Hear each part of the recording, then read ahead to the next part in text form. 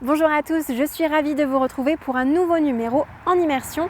Alors aujourd'hui, on est à Enchambert devant le cabinet vétérinaire Les Béliers. Alors ce sont des vétérinaires qu'on dit ruraux. Alors en quoi consiste leur travail? Eh bien on va découvrir tout ça en rejoignant Camille puis Patrice. Venez avec moi.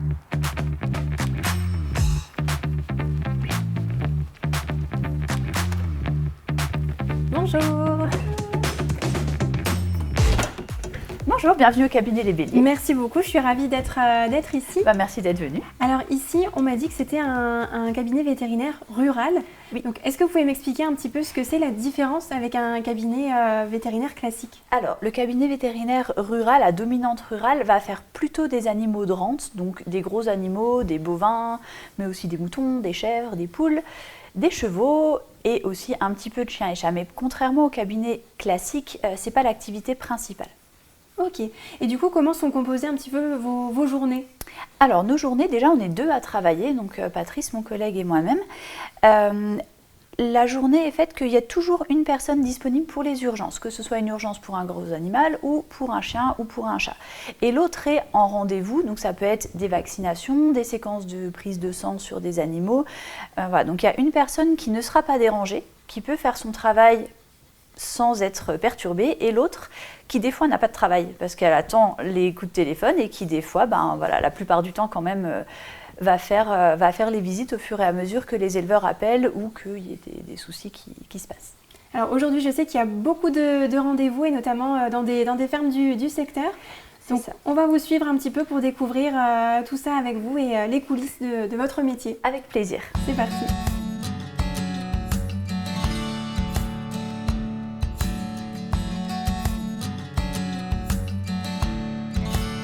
Donc ici on est dans une ferme à Montbronne, c'est ça? Oui, on est à la ferme Lisenbourg à Montbronne qui font des vaches allaitantes, donc des blondes d'Aquitaine, qui font de la vente directe. Et là on est en période de vélage, donc a priori il y a un petit veau qui est né il n'y a pas longtemps et qui a un petit souci au niveau du nombril, donc on va aller regarder ça. Ça marche.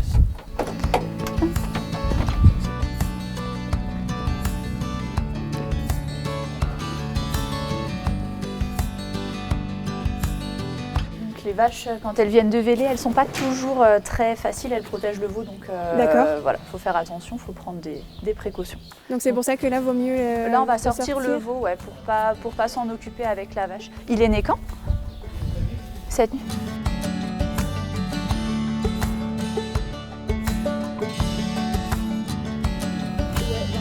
Ce qu'on va faire, moi je vais mettre une ligature là-dedans, je mets un antibio. Et je suis même pas sûre que j'ai besoin de refermer ici. Je vais peut-être juste mettre un point pour qu'elle ne tire pas dessus. Je vais chercher ce qu'il faut.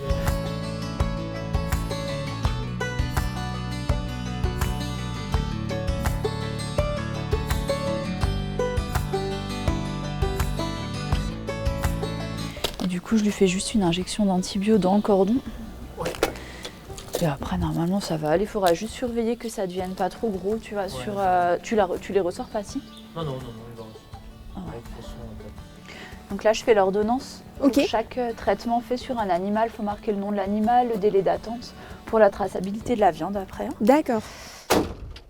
Vous venez de soigner un petit veau. C'est ça. Ça vous arrive régulièrement justement d'aller voir des nouveau-nés comme ça? Oui, généralement on intervient sur les veaux, c'est essentiellement des nouveau-nés parce que c'est eux les plus fragiles, c'est au moment du vélage où il y a le plus gros stress, où il peut y avoir des soucis, jusque dans les 15 premiers jours. Quand les 15 premiers jours sont passés, généralement on n'a plus trop besoin de nous, mais voilà, dans les 15 premiers jours en néonatalité, il y a pas mal de choses à faire. Donc, oui.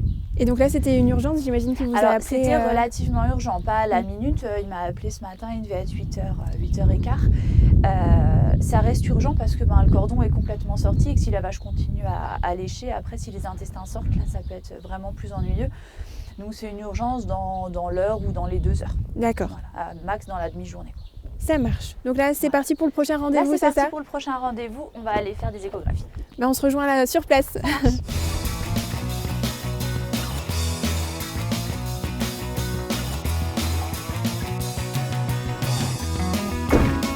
Donc là, on est dans une autre ferme, toujours à Montbronne. Toujours à Montbronne, on est à la ferme de la Neumate, qui est la ferme de mon mari aussi. D'accord.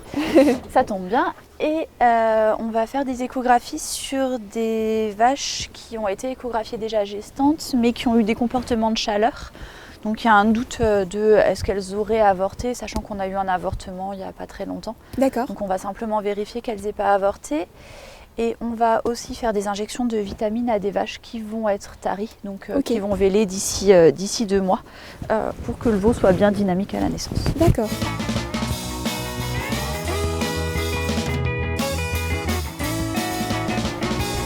Donc pour vous, c'est principalement des déplacements dans les fermes Essentiellement, oui. Essentiellement, parfois, ils nous ramènent des veaux sur place au cabinet pour les perfuser. Quand c'est des nouveau-nés, c'est plus facile, ils ne bougent pas beaucoup. Mais sinon, c'est nous qui nous déplaçons systématiquement en ferme. Ouais. D'accord. Les échographies, on les fait en transrectal parce que le rectum surplombe l'utérus. Ok. Et du coup, tu me dis quand je peux y aller. Du coup, ça nous permet d'avoir une belle image.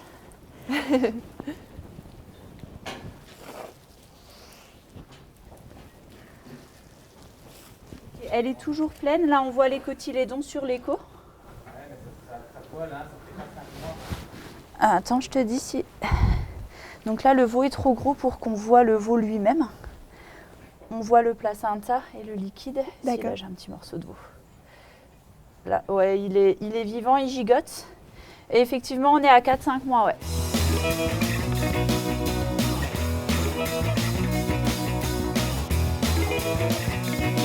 Donc là, on va faire des injections de vitamines. C'est des vitamines et du sélénium. D'accord. Ça permettra de donner une bonne vitalité au veau à la naissance, un colostrum de bonne qualité. D'accord.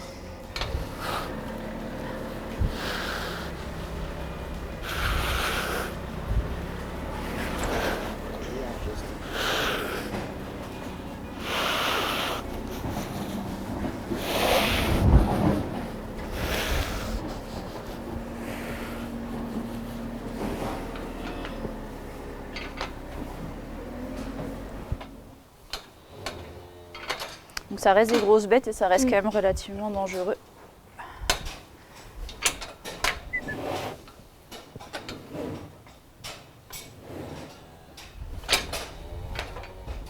Je peux enlever la voisine ? Un fil.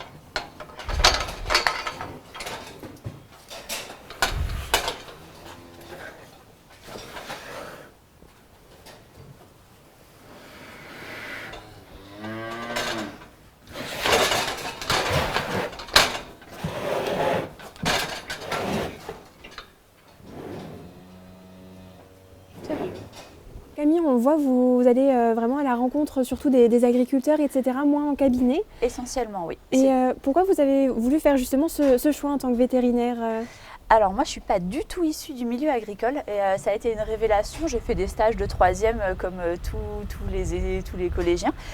Et je suis tombée par hasard sur un vétérinaire qui faisait des bovins. Et j'ai trouvé ça absolument formidable. J'ai trouvé que c'était une forme de liberté et un contact avec les éleveurs qu'on n'a pas autant en cabinet quand les gens viennent chez nous. Là, on va chez les gens, on va dans leur quotidien. Et du coup, on se retrouve vraiment en immersion dans leur vie, dans leur cheptel. Et il y a une relation de confiance qui se crée énormément. Et du coup, moi, c'est vraiment ce côté-là que j'aime beaucoup. Et est-ce que du coup ça a nécessité une formation différente que des vétérinaires classiques entre guillemets ? Pas tout à fait, c'est-à-dire que le cursus de base c'est le même. Dans les études jusqu'à la 4e année c'est la même chose et sur la 5e année on se spécialise entre guillemets, c'est-à-dire qu'en fait c'est une année qui est essentiellement composée de stages, donc en fait on choisit des stages à dominante plutôt rurale, donc j'ai fait des stages dans le berceau charolais où on a fait énormément de césariennes, enfin voilà, on choisit un petit peu. Je suis très intéressée par les chèvres aussi, donc je suis allée à Mel c'est vraiment une clientèle dans l'ouest où ils font énormément de chèvres, donc voilà, pour apprendre vraiment sur le terrain.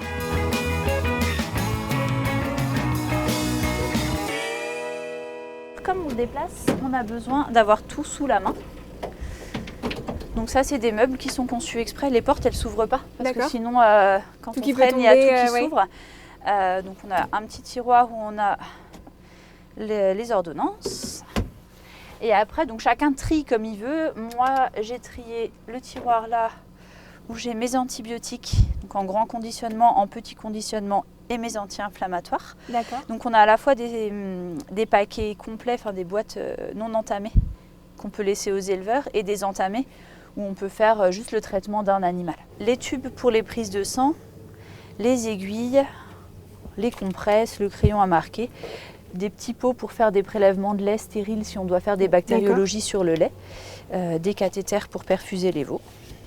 Et ça vous arrive de devoir faire des opérations, enfin des choses un peu plus lourdes? Donc ça arrive régulièrement qu'on doit faire des césariennes ou des opérations plutôt digestives. Et là, j'ai tout regroupé dans ma petite boîte qui est là.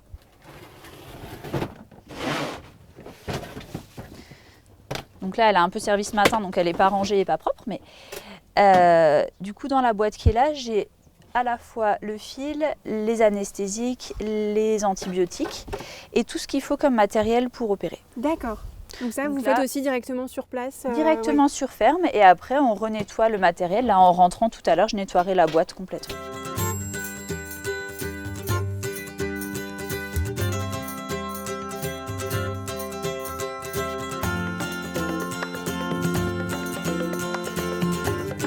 Avec l'âge, en fait, ça apparaît de plus en plus. Oui, maintenant il y en a une sur. Ouais, mais ça, je lui enlèverai hein, quand on fait le détartrage. Je mets un petit coup de scalpel. Celle-là, je peux lui enlever facilement. Ça, c'est pas un problème. Du coup, des rendez-vous comme ça au cabinet, c'est assez rare finalement? Oui, c'est moins rare que ce à quoi on s'attendait, mais on en fait quand même un petit peu. On essaye de privilégier le début de matinée où on met 2-3 rendez-vous, le début d'après-midi 2-3 rendez-vous, parce qu'avec les visites à l'extérieur, on a du mal à savoir combien de temps ça va prendre. Des fois, ça peut bien se passer, en 1 demi-heure, c'est fait. Des fois, ça peut mal se passer et prendre un peu plus de temps. Donc voilà, en mettant les rendez-vous chien et chat en début de demi-journée, c'est plus simple pour nous. Donc là, c'est commandé, ça arrivera demain après-midi. Alors voilà, on a passé toute la matinée avec Camille et maintenant on va rejoindre son collègue Patrice. Bonjour Patrice. Bonjour. Alors vous avez un peu d'autres spécialités que Camille et notamment l'ostéopathie. Voilà. C'est ça. Alors comment vous êtes arrivé dans ce domaine? Donc moi je fais de l'ostéopathie plutôt énergétique, on va dire, fluidique. Je ne fais pas de structurel, pas de prise de catch. Et j'y suis arrivé parce que ça m'a toujours intéressé, ça correspond bien à mes convictions de vraiment essayer de faire du bien à l'animal et l'animal, on le voit, il est détendu et même il nous remercie. J'ai un animal qui n'est pas stressé, je suis venu, je lui ai fait du bien, voilà, ça correspond bien à la conception que j'ai de mon métier, quoi. Et donc l'ostéopathie est pratiquée entre guillemets dans quelles circonstances? Est-ce que c'est pour un animal qui est malade ou pour lui juste le déstresser comme vous disiez? Alors ça peut être les deux options, soit parce qu'il y a un animal qui est malade, blocage du dos ou un spasme ou même des coliques. Et on peut aussi le faire en séance d'entretien pour lui assurer un bon équilibre, un bon tonus plusieurs fois dans l'année, quoi. Ok, donc là justement vous allez vous occuper d'un cheval, c'est ça? Voilà. Donc on va à l'écurie juste à côté. Voilà, juste à côté. C'est parti. Ok.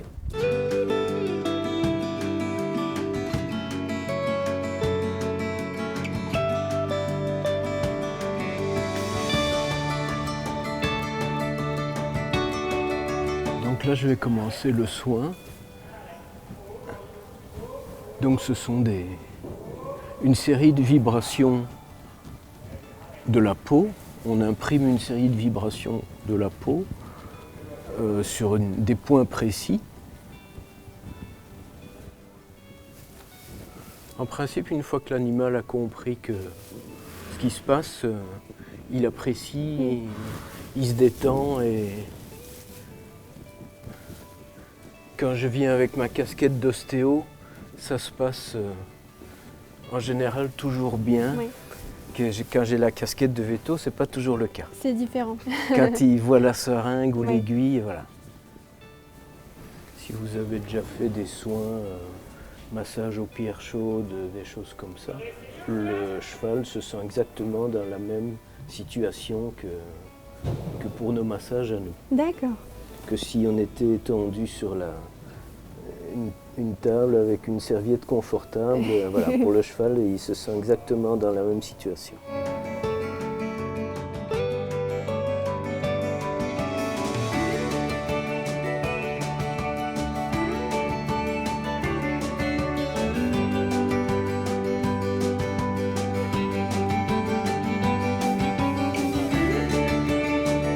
Donc la séance d'ostéopathie Donc maintenant voilà, la terminée. séance est terminée.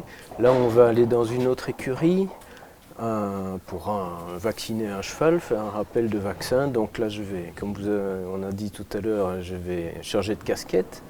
Et donc, on se retrouve là-bas. Ok, pour votre casquette de vétérinaire cette fois. Voilà. Ok, ben on y va.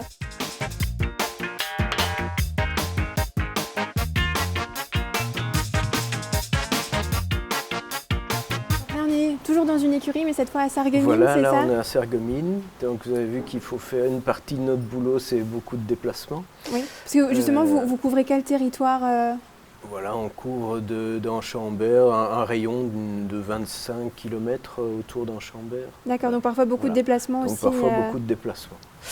Et donc là, on fait un rappel de vaccin. D'accord. Du mois dernier, on refait son rappel là. Et voilà. Ok, ben je vous laisse faire. Ok, ça va, il s'est remplumé un petit peu depuis la dernière fois. Ouais. Donc je fais une petite auscultation avant, voir si tout va bien, si le cheval est en bonne santé, s'il est prêt à recevoir le vaccin.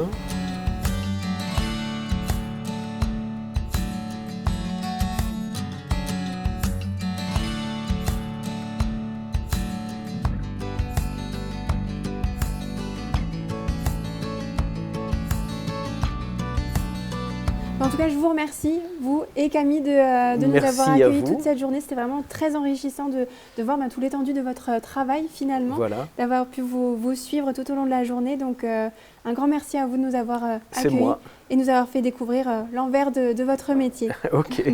Et voilà, cette nouvelle journée en immersion se termine ici. J'espère que comme moi, vous avez apprécié passer cette journée avec Camille et Patrice pour découvrir leur métier de vétérinaires ruraux.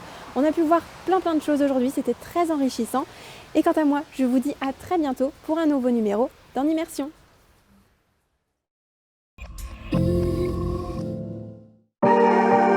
La rénovation de vos façades avec Modern Habitat allie esthétique et une résistance garantie à toutes les intempéries. La langue va chauffer avec Mireille de Plate. Retrouvez tout au long de l'année à Sarreguemines de nombreux rendez-vous autour de la langue francique. Spectacles, conférences, dégustations, expositions et bien d'autres surprises sur la thématique de la cuisine. Le Plat à Sarreguemines se vit au quotidien. Programme complet sur sarreguemines.fr/plate.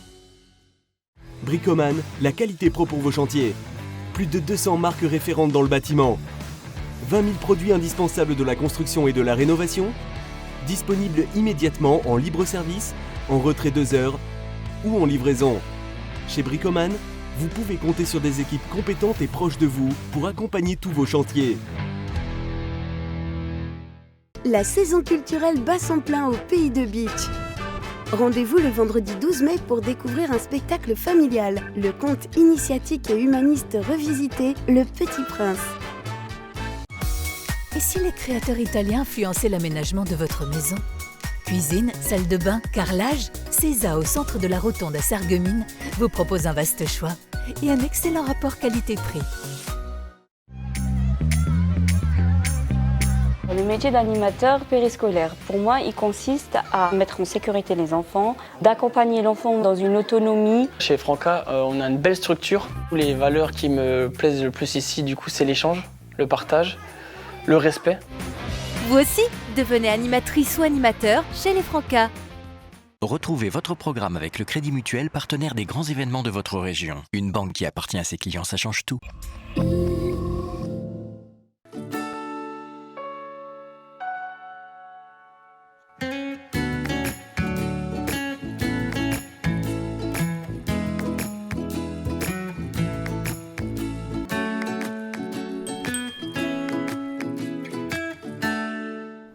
Bonjour tout le monde, on se retrouve derrière le guidon pour un nouveau numéro spécial cette fois-ci car aujourd'hui nous allons parcourir un circuit sur mesure qui m'a été proposé par Alfred.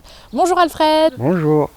Alors c'est un cycliste de longue date qui adore parcourir le Pays de Beach. Au programme apparemment nous allons observer une cascade, passer par Mouterouse, mais également aller observer un château qui se trouve à la frontière entre la Moselle et le Bas-Rhin. Alfred, est-ce qu'on va passer par un balisage particulier? Comment on va faire pour se repérer?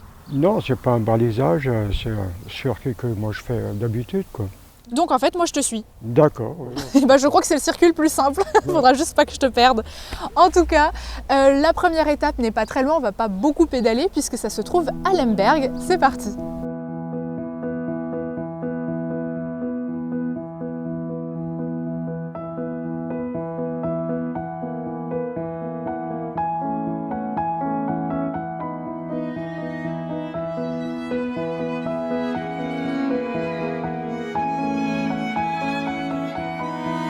Voici donc en quelques minutes à la cascade des Ondines à Lemberg. C'est très très joli. Merci Alfred pour ce premier point de vue. Pourquoi tu apprécies venir par ici? Bon, pour moi, le vélo c'est une maladie. C'est une maladie carrément. Ouais. Moi, si je roule pas, je suis malade. Alors, moi, le matin, je me lève, je mets le cuissard et je pars. C'est un coin tranquille. Et il n'y a pas de voiture, déjà c'est pas mal. Hein. Voilà. Et donc tu fais combien de kilomètres par an à peu près? Je passe 10 000 par an à peu près. 10 000? Quand j'étais jeune, je faisais beaucoup plus. Bah, c'est déjà pas mal. J'ai fait de la compétition à Sarreguemines. Et voilà, c'est pour ça, moi j'aime le vélo, j'ai toujours fait du vélo. Et là tu as un vélo à assistance électrique, c'est ça? Oui, c'est un truc que j'ai monté moi-même. J'ai acheté c'est un kit que j'ai monté dessus. Et ça marche comme un vélo électrique que j'ai au magasin, quoi. Et pourquoi tu apprécies ce type de vélo? Ben, déjà avec l'âge, je suis pas jeune, hein. J'ai 81. Ah bah on aurait donné moins. Non, c'est vrai, comme quoi le vélo ça reste en forme. J'ai 80 ans et je fais toujours tous les jours mes 60 km par jour à Bataille. Bah, j'espère que je vais réussir à te suivre. Oh, on va essayer. Ouais. Je ralentis. C'est gentil. Et ben c'est parti pour la suite. Ouais, on continue. Donc la cascade des Ondines qui se trouve juste derrière moi. Le ruisseau s'écoule en fait sur des plaques de grès formant justement cette belle cascade que vous voyez et qu'on va vous montrer plus en détail. Et donc ça forme aussi les toutes premières prémices de la Zinsel du Nord. Voilà, donc des petites informations que j'ai pu trouver sur les différents sites internet.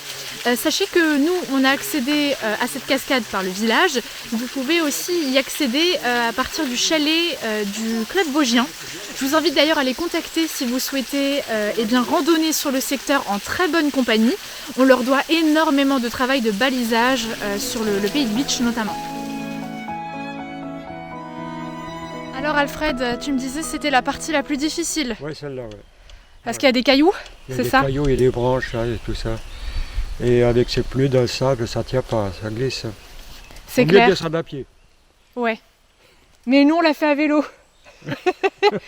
Et tu as été plus rapide que moi. Non, moi je roule doucement là, quand même. Oh, moi j'ai été un escargot derrière. Ouais, j'avais trop peur de me casser quelque chose. Bah, c'est parti pour la suite.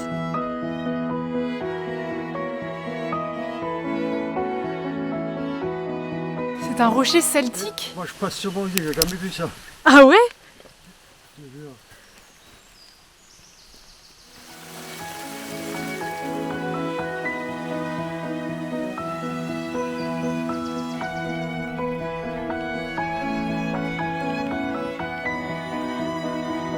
Donc là Alfred, on était sur quel type de sentier et on va arriver sur quel type de sentier maintenant?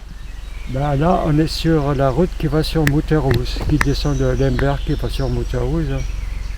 Ok, et juste avant on était sur un sentier qui était plus forestier? Oui, c'était un chemin forestier avec le sentier des grottes quoi. Ok, et là donc c'est la départementale? C'est une départementale qui va sur Mouterhouse. Et alors il faut faire attention à quoi? Ben attention les voitures. Hein.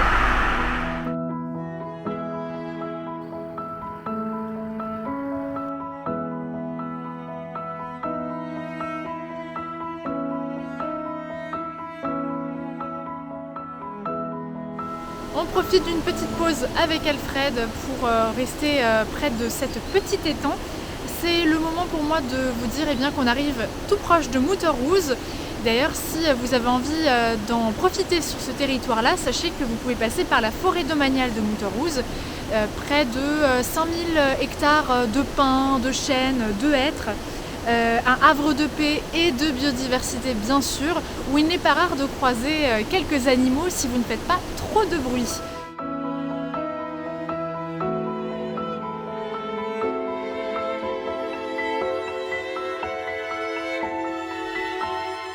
Alors Alfred, notre prochaine étape, c'est la chapelle de Mouterouze. C'est ça. Et qu'est-ce que tu veux nous montrer là-haut, à part la chapelle? Ben, il y a le camping à côté. Ouais. On va passer par le camping pour aller jusqu'à Altorn. Après, on prend la direction de Altorn pour monter à la Melche. Ok, c'est noté. Derrière moi se trouve Notre-Dame la Miséricorde. Elle a été érigée en 1504 et a donc plus de 500 ans. Ce qui est emblématique se trouve à l'intérieur. C'est une grande statue de la Vierge Bon Secours avec un manteau protecteur qui englobe différents personnages représentant les différentes classes de la société à l'époque. Et en 2005, cette chapelle a été complètement restaurée.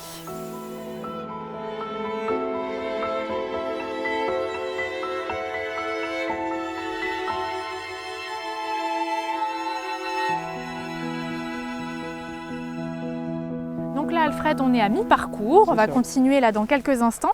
J'aimerais que tu m'expliques, dans le Pays de Bitche notamment, quels sont tes coins préférés? Ceux par lesquels tu as envie de passer tout le temps à vélo? Bah, quel coin?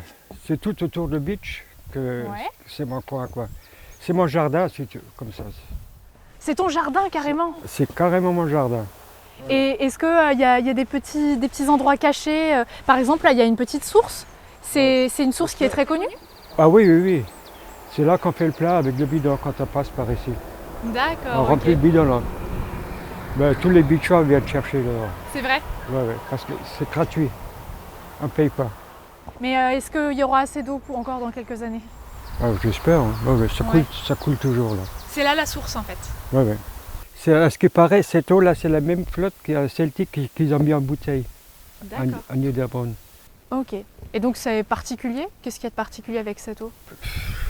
Je sais pas. Elle est bonne, quoi. J'adore les réponses d'Alfred. Elle est bonne, c'est de... Voilà. Je t'en pose aussi des questions. Oui, j'ai des questions, oui.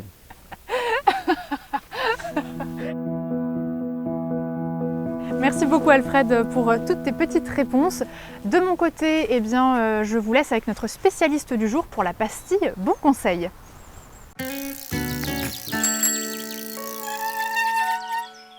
Une personne qui aimerait passer du loisir à la compétition, je lui conseillerais déjà de se rapprocher d'une association qui a pour vocation de faire de la compétition, car je pense que c'est important d'être encadré par un coach en termes de quantité et de qualité d'entraînement, et ainsi être préparé au mieux pour ne pas être déçu au moment de l'échéance. Pour un entraînement qu'on se fixerait toutes les semaines, donc c'est toujours bien d'avoir un coach, effectivement, pour suivre un peu les données, avoir le nécessaire aussi pour évaluer, donc avoir un compteur, avoir une ceinture cardio, avoir un capteur de puissance, pour voir quel type de séance on fait et surtout s'entraîner régulièrement, donc en vélocité, en foncier, donc faire plusieurs séances mais de types différentes, ne pas faire toujours la même chose en fait.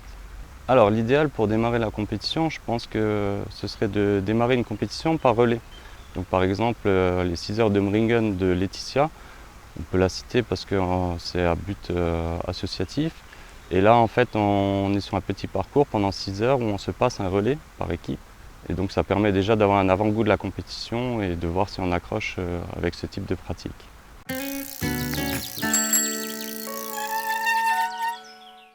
On a fini notre petite pause avec Alfred, donc je vous donne un dernier petit point sympa à Mouterouze. Il y a le camping municipal qui vaut quand même le détour. Il y a un très bel étang aussi. D'ailleurs, on va, je pense, passer par là pour la suite du parcours. Et depuis le début, je trouve qu'on passe par des coins vraiment très très chouettes à observer. C'est vrai que le démarrage a été plutôt sportif puisque c'était des sentiers plus forestiers. Mais après, pour le reste, ça roule super bien. Donc on va dire que pour le coup c'était pas un entraînement intensif mais voilà, il faut quand même faire attention là où on roule parce que parfois il y a des cailloux et c'est là où l'accident est vite arrivé.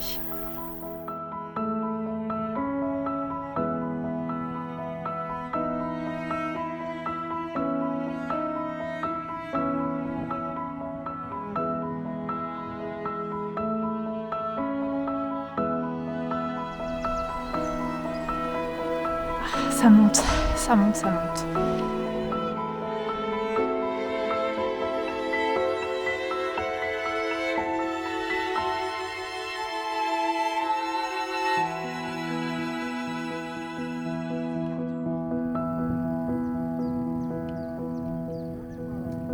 c'est magnifique.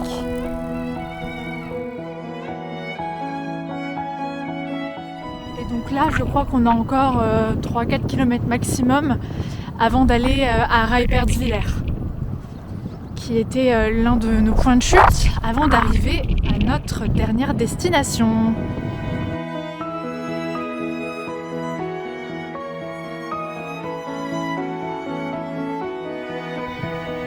Alfred me disait que ça faisait 20 ans qu'il n'était pas passé par là. Donc il a gentiment accepté de repasser par ici aussi pour nous. Ça c'est cool. Et donc ce que vous voyez au loin, c'est notre prochain arrêt, et le dernier d'ailleurs, le château de Lichtenberg.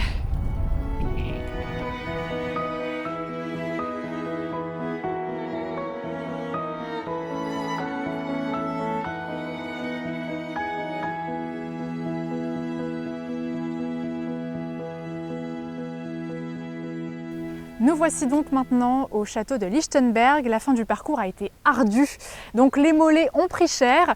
Mais en tout cas, c'était la dernière étape du circuit sur mesure que tu nous as proposé, Alfred. Déjà, merci beaucoup pour ce très beau parcours. Je t'ai pas trop embêté, ça va? Non, pour une fois, ça va. Ça va? Oh, tu es sûr? Ouais. C'est pas ce que j'entendais parfois. Hein. Après, les téléspectateurs, ils vont croire que t'étais pas sympa. Si, c'est une crème, Alfred, c'est une crème. Et pendant qu'on discutait parfois hors caméra, tu racontais certains de tes parcours que tu as pu réaliser pendant ta vie.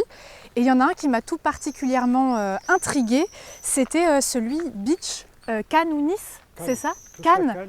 Mais comment tu as fait tout ça? C'est un cycle-camping, que des campings, tous les jours un autre camping. Ok, et tu as mis combien de temps? Oh, je ne me rappelle plus trop bien, mais j'étais parti presque 2 mois. Hein. Aller-retour, hein.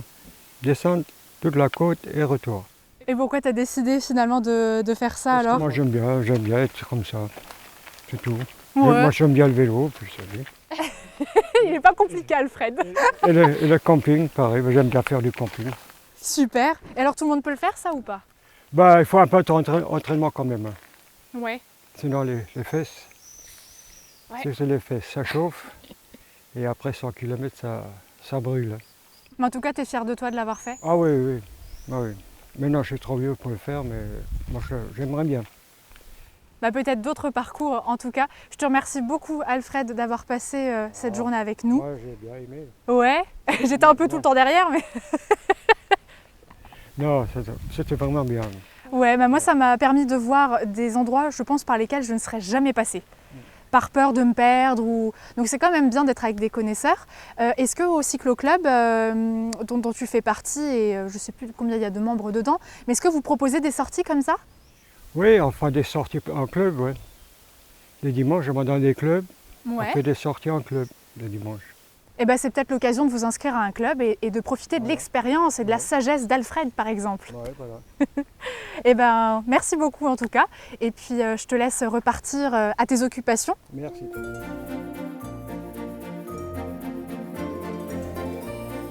Ça y est, Alfred est reparti vers de nouvelles aventures. Quant à nous, on va se diriger tout de suite à l'intérieur du château.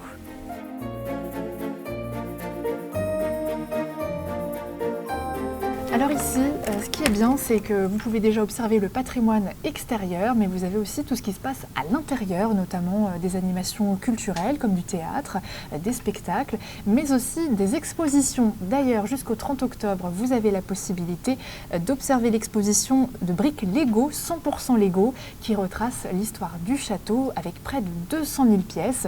Et vous avez aussi la possibilité de faire vous-même vos petites créations. C'est beau ou c'est pas beau?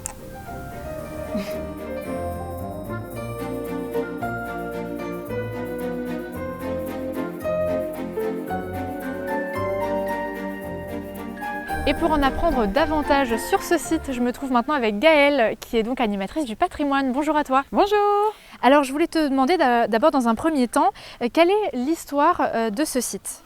Alors l'histoire du château de Lichtenberg, elle est très très longue puisqu'elle a plus de 800 ans. Et effectivement, première mention de ce château, c'est 1206. Et il a été tour à tour château fort médiéval, lieu d'habitation des seigneurs et de leurs familles. Puis ça a été une forteresse militaire française. Et aujourd'hui, c'est un lieu culturel et touristique.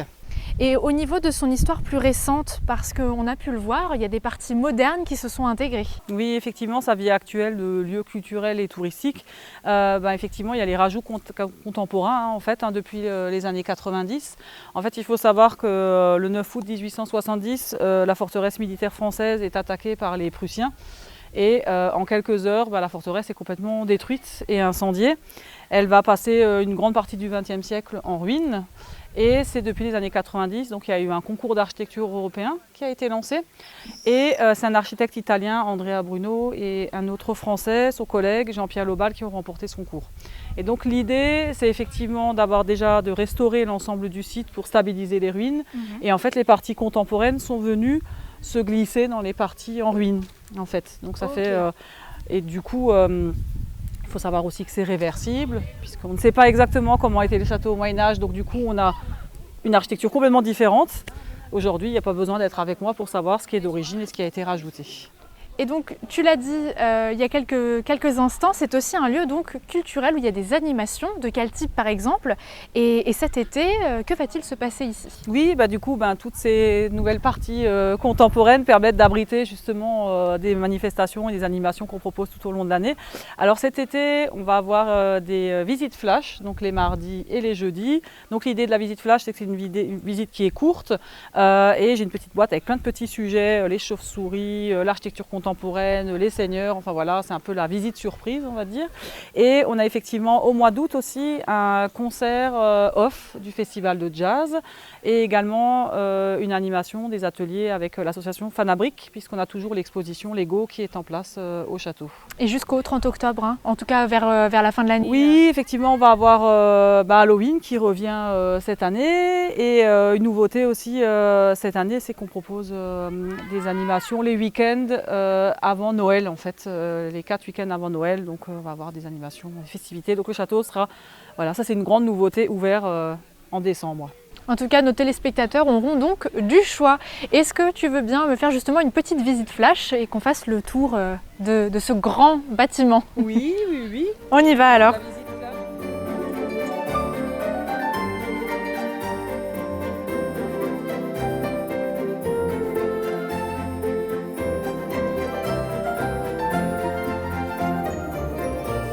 J'espère encore une fois que cet épisode vous a plu. Notre parcours s'achève ici.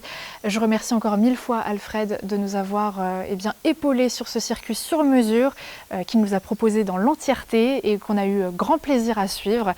D'ailleurs, on est passé par des endroits très différents, des très très beaux paysages s'offraient à nous, notamment quand on sortait des espaces plus boisés et qu'on arrivait sur des grandes vallées. Ça, c'était vraiment très très chouette. En tout cas, de mon côté, je vais aller rendre ce vélo à l'office de tourisme. Et puis je vous laisse sur ces très belles images avant bien sûr un prochain numéro de Derrière le guidon. Et c'est une fin de tournage. Je suis même pas sûre que ça soit ça.